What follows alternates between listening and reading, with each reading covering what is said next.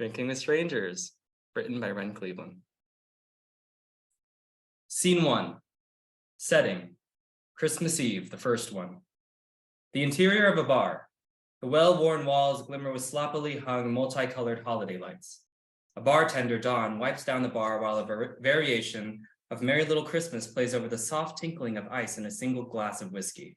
The glass belongs to the bar's only customer, Jack, sitting alone with a book on the last stool to the right. Dawn disappears into the back room through the glass of the bar's front door. A woman appears. She hovers on the threshold until Dawn reappears, bag of trash in tow. Be right back, pal. Don kicks the door open with his foot, balancing the bag in his arms. He stops for a moment, propping himself up against the open door to regain balance. While he does this, a woman slips past him into the bar. He pays no notice. Hey, you're in charge, all right, Jackie? Jack notices a woman now standing just inside the bar. Don heaves a heavy trash bag into the night. The door slams behind him. The woman takes another careful step, as careful as the first, then another. Jack looks on as she walks towards a seat at the opposite end of the bar and gives it a good stare before hoisting herself onto it and settling in. She presses her fingertips to the bar top and examines them. When she catches Jack's gaze, he politely returns to his whiskey.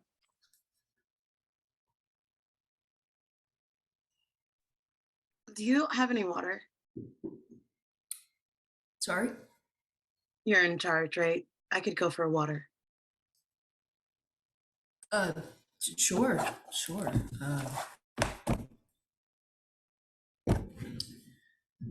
Thanks. Jack throws up a glance at the door before going behind the bar. They pull off a glass off the shelf and fills it from the faucet, then places it in front of the woman. Thanks. Huh? Just water, thanks. Right.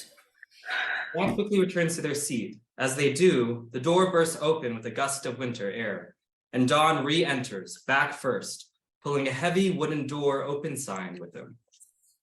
Ugh. I hope you don't plan on hanging around here all night.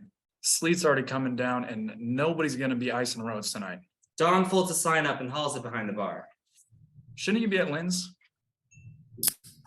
Not tonight. Another? Please. Dawn notices a glass of water a few seats down, but not the woman sitting in front of it. That yours? Yes. Holler if you need me, okay? And I'm serious, not all night. Will do. Dawn exits to the back room. The woman sizes up the water.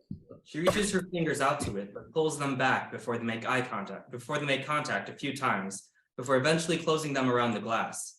She lifts it and watches the water splash around, spilling over the rim and trickling down her fingers. Sorry. No, please.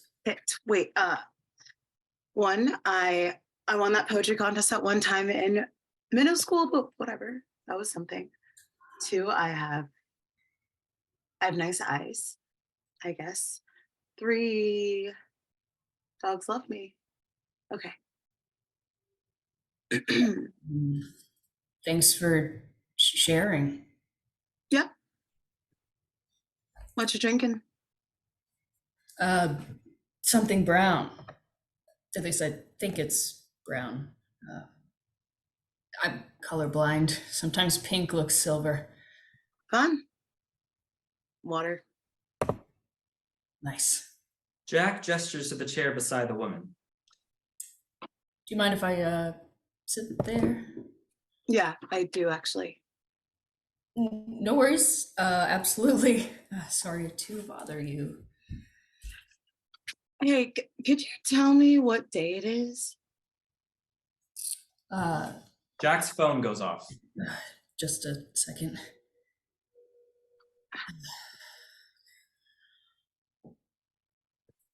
Hi. Thank you. Yes, sorry. I got caught up. Christmas Eve. What? I'm listening. I'm just driving. No, I'm not drinking. Christmas Eve. The woman goes behind the bar. She grabs a bottle of whiskey off one of the shelves and pops the cork. Uh-huh. Thank you. Yeah, I wish so too, but okay. You too. Bye.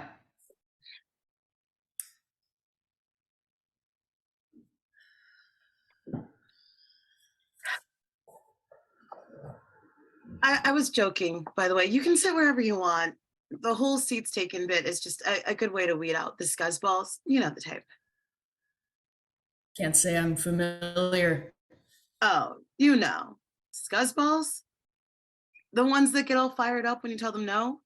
Well, anyway, the madder they get, the more likely it is they're compensating for their tiny ego. So congrats, you passed and are evidently secure about the size of your hubris. Jack moves to the seat beside her. Thanks. Just stating facts. So, what's your sob story?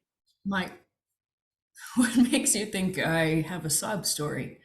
Oh, come on. Only a distinct kind of person with a distinct set of problems spends Christmas Eve alone in a bar. Today's my birthday. Ah, there it is. Yeah, I always hated my birthday too. What about you? My sob story? My dog died, so I killed myself. What? Yeah, thanks. David, she was something. Anyway, who was she on the phone? Wait, let me guess. Ex-girlfriend who you now realize wasn't really annoying after all, just the only person who really cared about you. And because you don't know how to accept love, you interpreted her caring as clingy. Close. Sister, actually, and all that. Ah, so she called to make you feel guilty about skipping out on family Christmas plans. Sort of. Except she didn't actually say anything specific to invoke guilt. It was the sound of your niece in the background asking, when's Jackie gonna get here that did it? Wow. Okay. You're Spot on. yeah. Sorry, do I know you or something? No, I'm just, compulsively observant and don't know when to shut up. Two things I'm working on, as a matter of fact, because the combo pretty much just makes me a huge dick. This isn't me normally. Who are you normally? I don't know. I'm reliable. I'm the one who babysits after work and drives my sister to teach her dance class. She doesn't drive. I answer the 3 a.m. emergency calls, that kind of stuff. So what gives? It's a long story. There, knew you had a sob story. I didn't say it was a sob story. Given your current astrophysical location, birthday pants, I bet money it's not a comedy. So go on, make me weep. There's something I have to tell her, and I'm gonna have to tell everyone at some point, and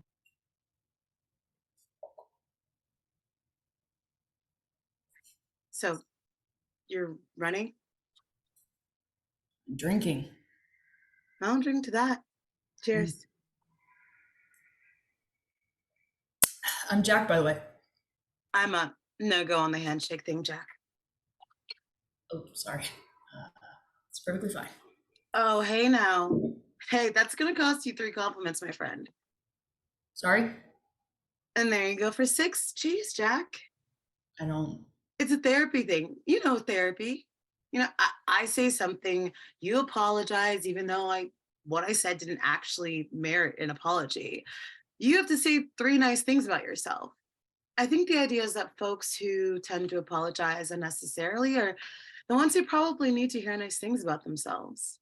Right. I don't know about that. Come on, Jackie, it's your birthday. We're having a party. I'll even let the second round slide and leave it at three. Three things. Let's go. I really don't think that Just I'm. try.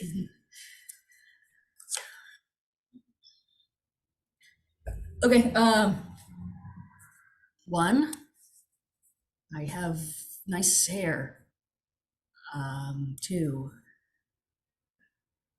I have an extensive vocabulary. Three, I've got a solid vinyl collection. There, not so bad, right? No, you're right. It's shitty. But I'm told it gets better. Uh, where were we? You killed yourself. Oh, yeah, pretty sure you politely chose not to acknowledge that back there. Good choice. Moving on next. I'm pretty sure we were actually talking about your drinking problem. What makes you think I have a drink? Don enters humming. He Mm-mm, busies himself behind the bar, then mm-mm. slaps another round in front of Jack. Figured I'd get ahead of the game and give you your usual 6 rounds, Jack. Thanks, Don. Thanks. Don't mention it. Call me if you want an extra Christmas round, okay? Don exits. Hey, no judgment. Takes one to know one. I didn't always have a problem. Well, lucky you.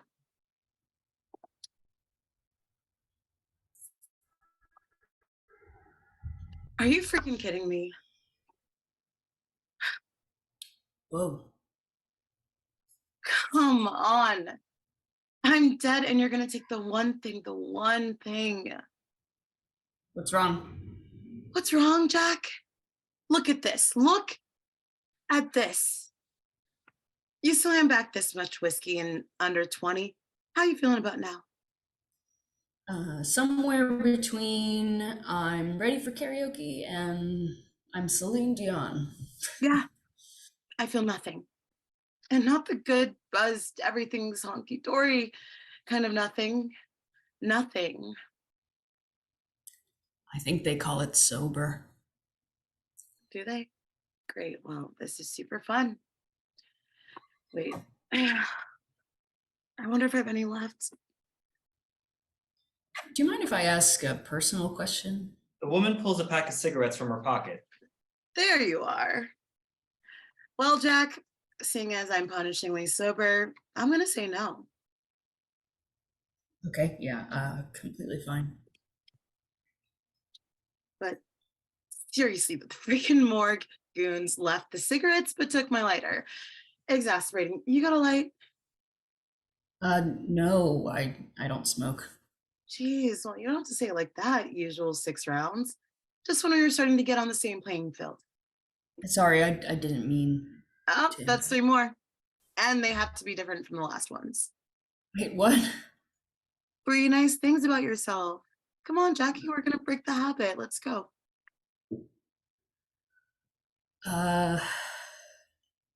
One. I have decent shower concerts. 2. I make killer pancakes. 3.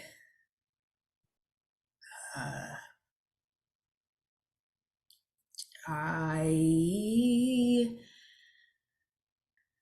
have good taste in music. Good. You clearly have a plethora of other bad habits, but if we start with the workable ones, we're on the right track. Lost cause. They're too damp to light.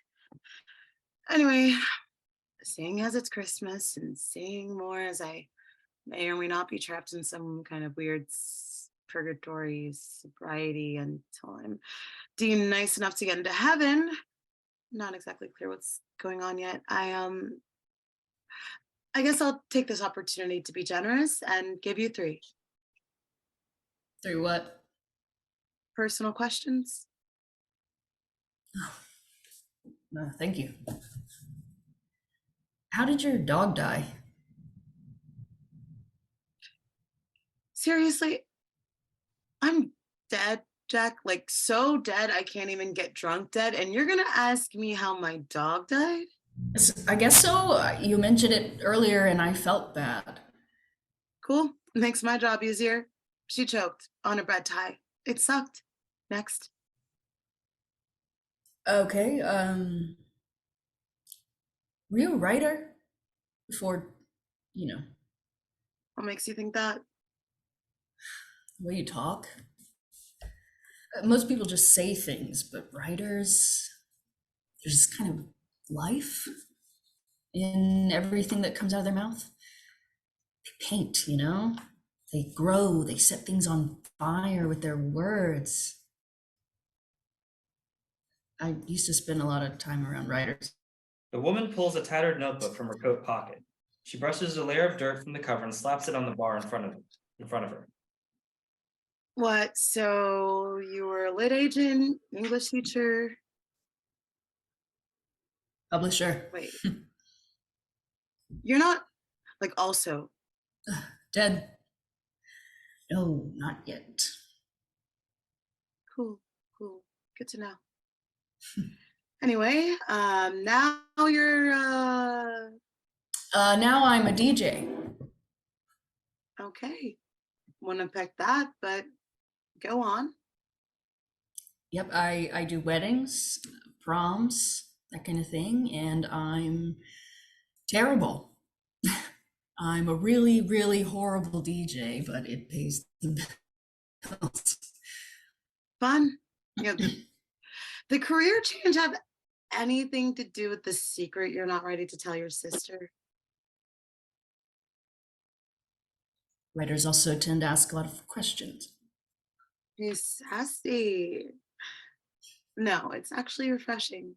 For a second there, you were a little too polite. I was starting to think I might have misshot on your hubris size. Pardonnez-moi, monsieur. I do believe you had the talking stick. Question 3. What does your tattoo mean? You make a terrible journalist, Jack. You know that? I'm just curious. Ever read The Lesson? Is it a book? Maya Angelou? It's a poem. I keep on dying again, veins collapse, opening like the small fist of sleeping children. Memory of old tombs, rotting flesh, and worms do not convince me against the challenge. The years in cold defeat live deep in lines along my face. They dull my eyes, yet I keep on dying because I love to live. It's about resilience. Gold star. A+. Pretty ironic now. Then you are actually... You don't believe me. I knew you digested that a little too easily back there. I didn't say that. She pulls a lump of dirt from her coat pocket and slaps it on the table in front of them. 6 feet under, Jack. 6 feet. That's where I woke up this morning in a busted up government issued coffin. How'd you get out? Ever seen Night of the Living Dead? Come on, Jack. She The continues bartender to pour more can't see dirt me. from the I'm coat. covered in dirt. I can slam back half a bottle without getting drunk. A plus B equals, well, maybe not a hard C, but at least like a D or a funny looking F, right? Actually, now that you mention it, I haven't really worked out why you can see me and they can't. I think I have. You want to share with the class? This is a dream. My dream? At least I'm pretty sure. I have this thing, I guess you could call it a condition. It's not diagnosed or anything, but I've had it my whole life. You're allergic to cats? Not quite. It's when you dream after you woke up, you can tell the difference between the dream and being awake. Sure, unless it's one of those weird double dreams where you wake up in the dream inside another dream, then you have to wake up from that one. Yes, but with mine, I have trouble keeping track. The dreams, sometimes they last for days, years even, if you can believe it. And there's so much like life that it can be hard to tell the difference until I can point to something that's off, something that wouldn't be able to happen in real life. Like having drinks with a dead girl on Christmas Eve. Yeah, pretty much. And you're sure this is a dream because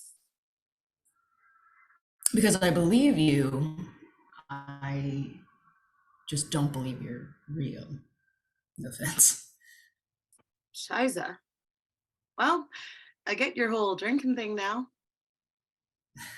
That's not it. Actually, it gets worse when I drink. Then why do you? Okay, Jack.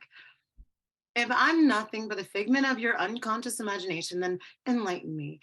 How did someone like you get somewhere like this if it wasn't your big bad secret or your evidently complicated relationship with reality? Just then, the clock on the wall strikes midnight. Jack pockets their book and pushes back their chair. I should be getting home. What about your last question? Thought I only had 3. I threw in a bonus for your birthday.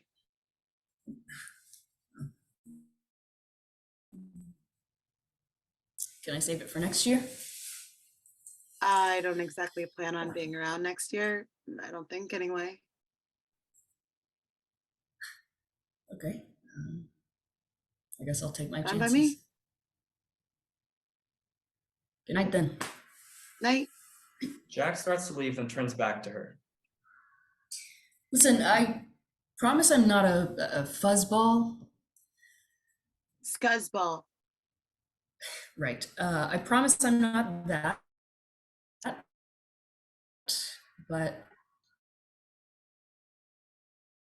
do you have a name? This is It's been nice talking to you too, Jack. so you don't have. Not tonight.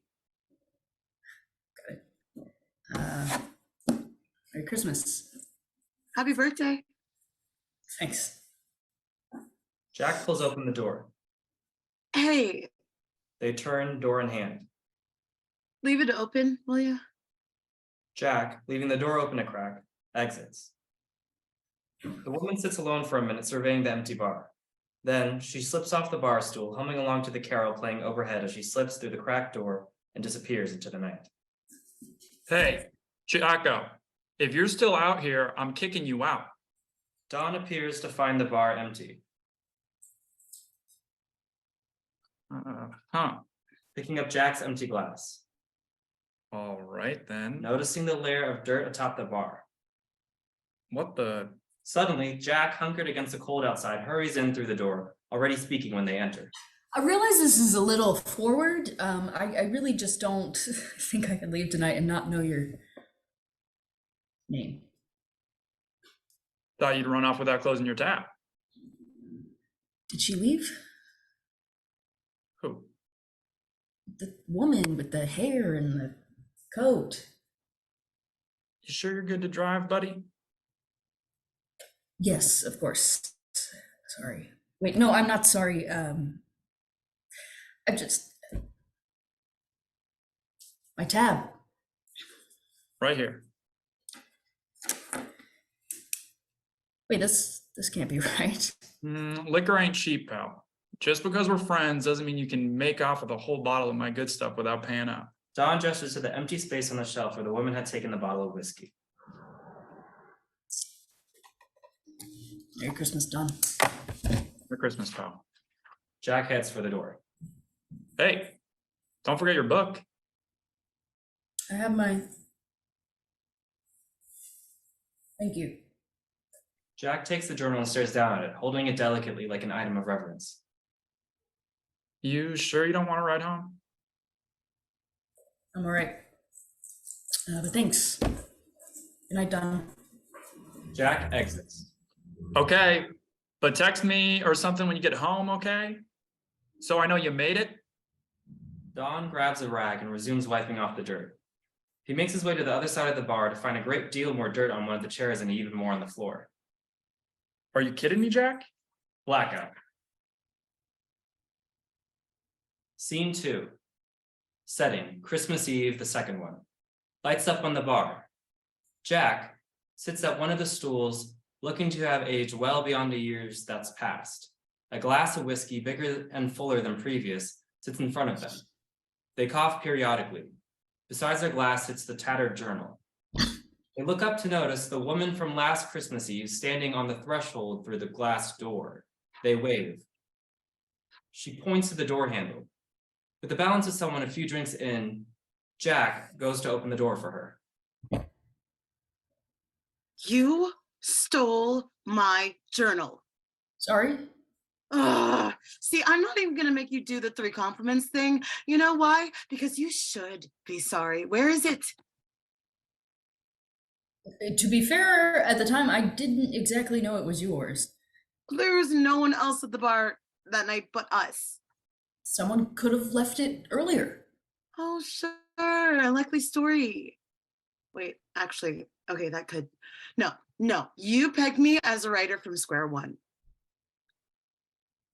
I don't even know your name. Well, you do now.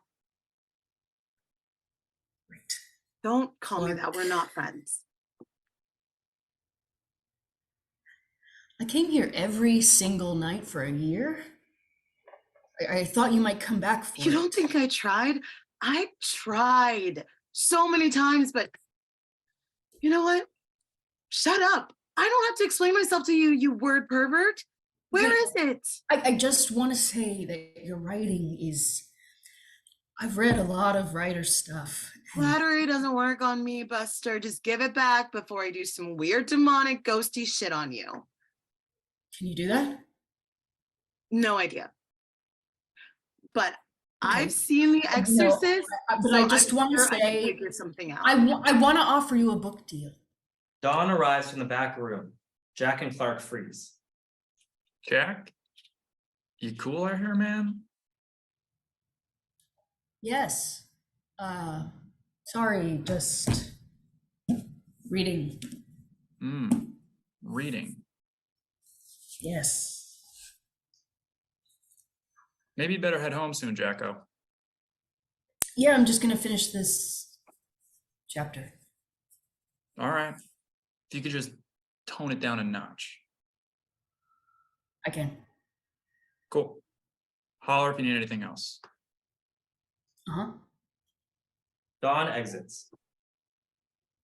You what? A book deal. A pretty big one.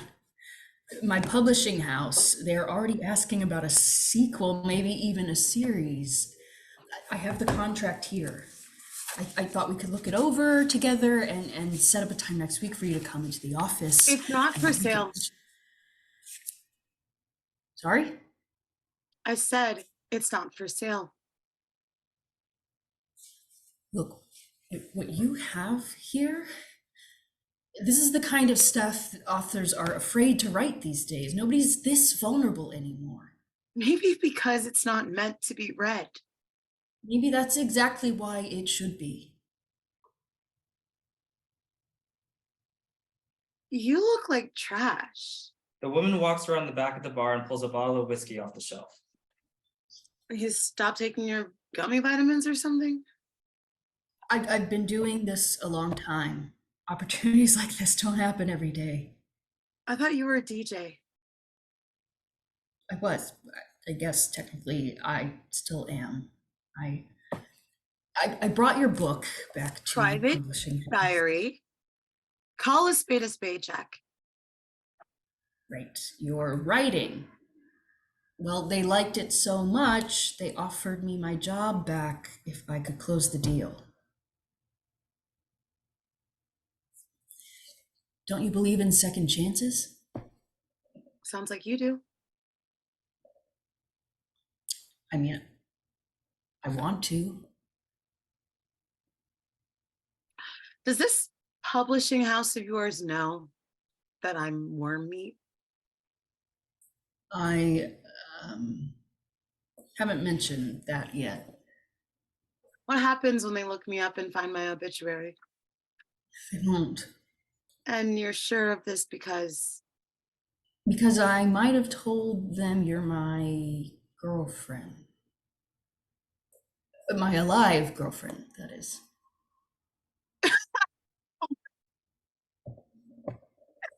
damn, Jackster, you just keep digging your grave deeper and deeper, don't you?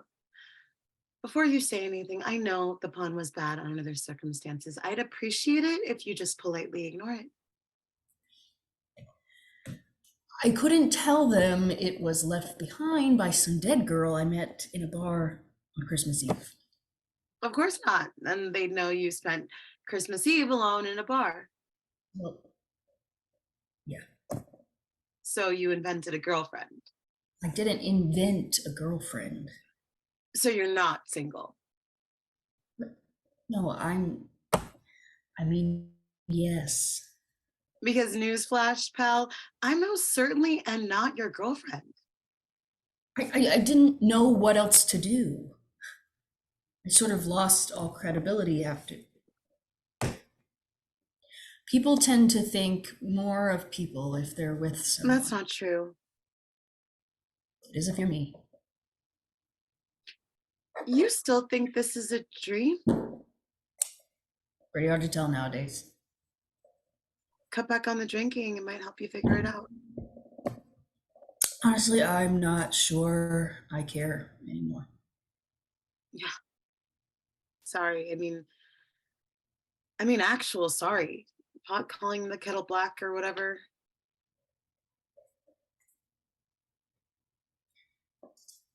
Two years ago, I was dating someone.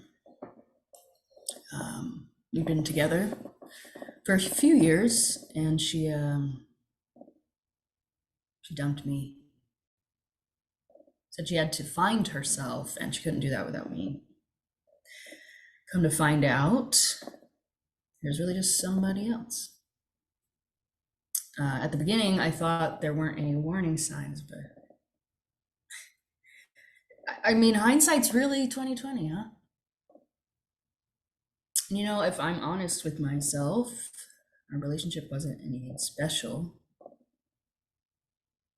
But the thing about being alone after being with someone for that long is you have to learn to be alone with yourself. And that's, Shit. yeah. Sorry. It's okay. Evidently, none of my friends liked her as much as it was. Funny the things you find out when it's all said and done.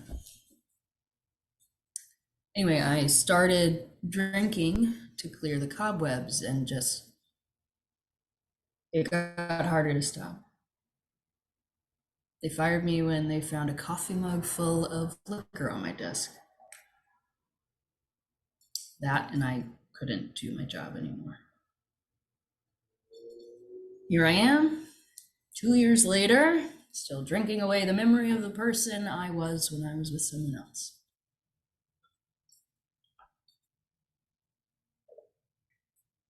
I used to be good, you know? A really damn good publisher. Is this supposed to make me feel bad for you so I'll sign your stupid contract? Is it working? You end up telling your sister whatever it was you had to tell her? Not exactly. And I take it little sis doesn't know anything about your imaginary girlfriend? She never knew I lost my job in the first place. I couldn't bring myself to tell her. Wow. So all this time she thinks Big Sip's too busy to come home for Christmas because he's a workaholic, big wig over in publishing land.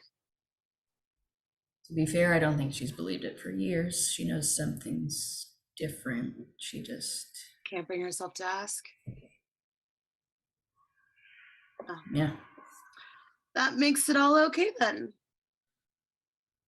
How did you know I was the oldest? Simple. The older one has to set the example, and that's not exactly something you shake off when you grow up. Are you the oldest too? Don't ask questions you already know the answer to. It's rude. Sorry, that's right, I didn't. So it's all True. I could say no, but I think there's only room for one liar in here.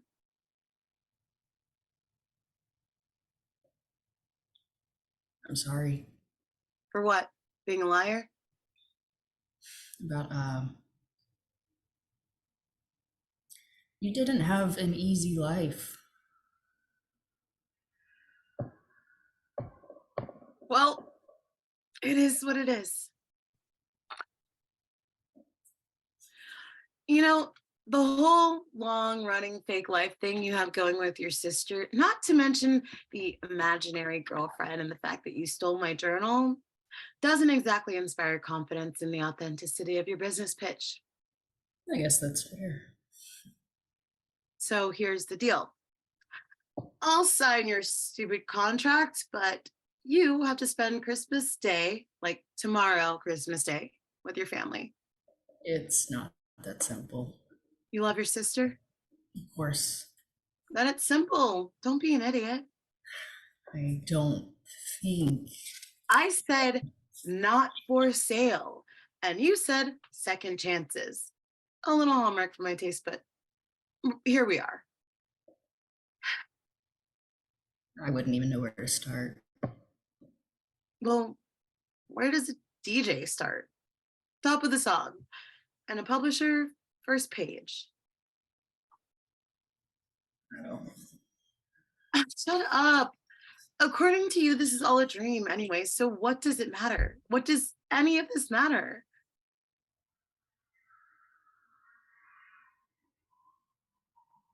Okay. It's a deal. Solid. Now shut up and pass me a pen. Jack slides the contract towards her, then pulls a pen from the pocket and hands it over. She clicks it open and signs on the dotted line.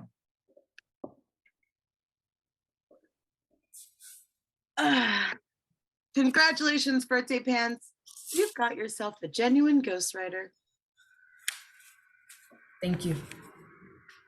Seriously. Hey, there's no place in this world for bad DJs.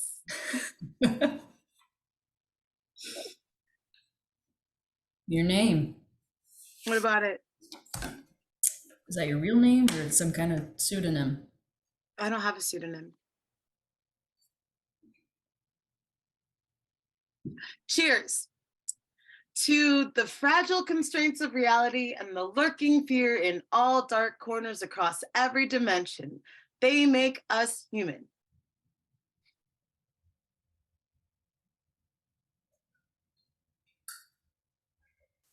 Fancy doing business with you, Dreamboat.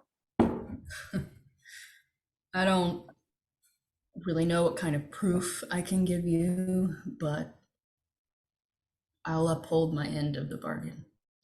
Don't need any, What? because you're honest. Didn't you just spend like the last 10 minutes calling me a liar? Honest people lie too. Doesn't mean they can't tell the truth when it counts. Right then. You can count on me. I better. Sure, there's some sort of moral code against lying on Christmas, even in dreams, and especially to dead girls. Right. Something I wanted to bring up about that. Obviously, nothing about this is guaranteed, but if this works, what do you want to do with the money? I guess you can keep it. Get yourself a dog. You could use a dog. Don't you have any family? Anyone you might want to leave it to? You read my autobiography. What do you think? Okay, we'll table that conversation for later. The music swells above them. I love this song. Don't you love this song? Yeah, who is this? No idea. Never heard it before. You dance? Not well. That wasn't the question. She begins to dance wildly to the music, spinning and spinning. Jack begins to tap their foot until their whole body goes along with the music, and they're both dancing and laughing like little kids. As the song plays on, Don appears and bobs a bit too as he clings. He looks on at Jack, dancing wildly, and clocks the near-empty bottle of whiskey on top of the bar. Don quietly exits, leaving Jack to his dancing. In their own little world, Jack and Clark spin and jump and throw their arms in the air. As the song slows, they clumsily fall into each other, laughing. They pull apart as soon as they realize they're touching.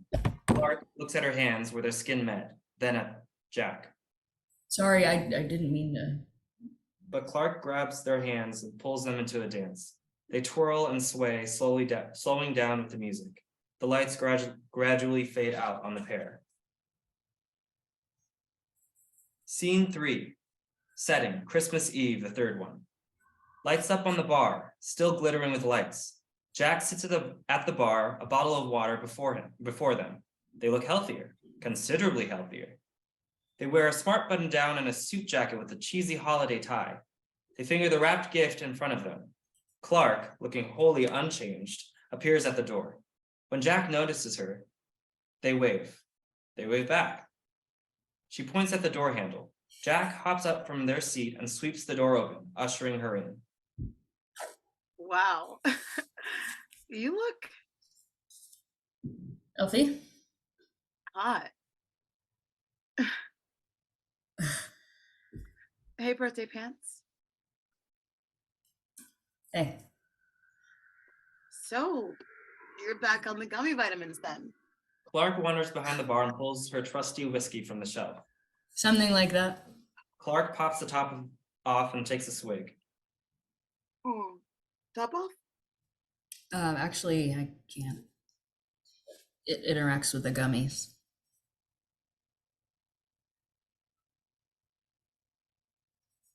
It interacts with the gummies. Mm-hmm.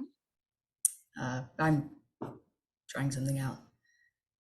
You're joking. It's been a little over 5 months now, and I think it's done me some good. Jeez. First you come in here looking all spiffy, and now you've gone and got your nose clean? Next you're gonna tell me that you go to family dinner at your sister's on Sunday and started driving a Prius and, I don't know, adopted a bunch of old people. Fridays, actually, at my sister's, but no Prius. Sorry to disappoint. Fridays. Well, damn. And I haven't adopted a bunch of old people, just a dog Get out. named David. I think I hate you. I hope it's not weird or anything. I just thought it might be. Nice. It is. Are you sure? Because I can always change it. No, it's perfect. It's stupid and I love it. Okay. Friday dinners, so when did those start then? Last Christmas, as a matter of fact. So you told her your big bad secret. I did. And the world didn't implode? It didn't. Quite the opposite, actually. Well, hey, good for you. Thanks. No, I mean it. Me too.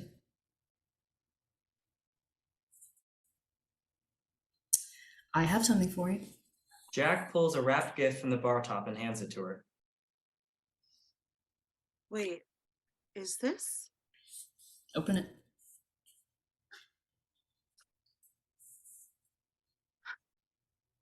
You did it. You actually did it. I think you did it. It's my diary. It's your book. That's my name. That's my name on the cover. New York Times bestseller. Jack, it says New York Times bestseller. Why does it say that? Look at me. I'm crying like an idiot. I didn't know I could still do that. Congratulations. I could say the same to you. Howdy, McHot Shot Dog Person Family Pants. Does mean you got your job back? Yeah, I have you to thank for it. Hey, vice versa, dude. I can't stay long. Wait, you have plans? Like actual places to be on Christmas Eve? Like I said, I'm trying something out. Stop. Is it a date? It is, isn't it? Tell me everything. Nothing like that. Just going to my sister's. Yeah. Duh. Of course you are, as you should. You could. Would you want to come with me? Wish I could birthday pants. No, I don't think that's a good idea. You wouldn't want to try? No, I didn't say I didn't want to, but I don't make the rules. Come to think of it, I still have no clue who makes the rules. I just know I have to play by them. Ghost stuff. Ghost stuff. But I'm happy for you, Jack. Really. You look good. Thank you. You still think this is a dream, don't you? I've come to the conclusion that either way, it doesn't really matter. You know, I think you're probably right. Do you mind if I ask you a personal question? If my memory serves, I think I promised you one more. What do you want to know? If this is my natural hair color? How did you do it? Why did you it's just you're so clever, and so I want to understand. It wasn't in the book. Finally asking the right questions. Maybe in the sequel. Yeah, of course. But enjoy it, okay? What? The whole big messy life thing. I'd say you too, but Nah. we'll see you next year then. Or don't. What about your next book? You're a New York Times bestseller now. Fair point. Same place, same time. I'll have it. Right then.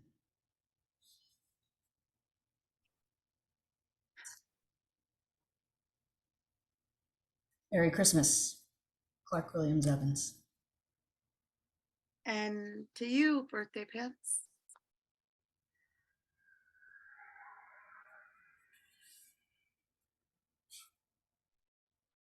Jack exits.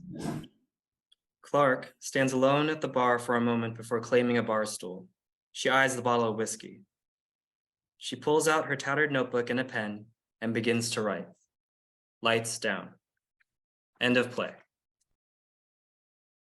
Awesome. Thank you guys so much for attending. Just to let you know, the donation link is in the chat group. Sweet. Look out for more productions from Rise Up Theater Company. Have a lovely rest of your evening.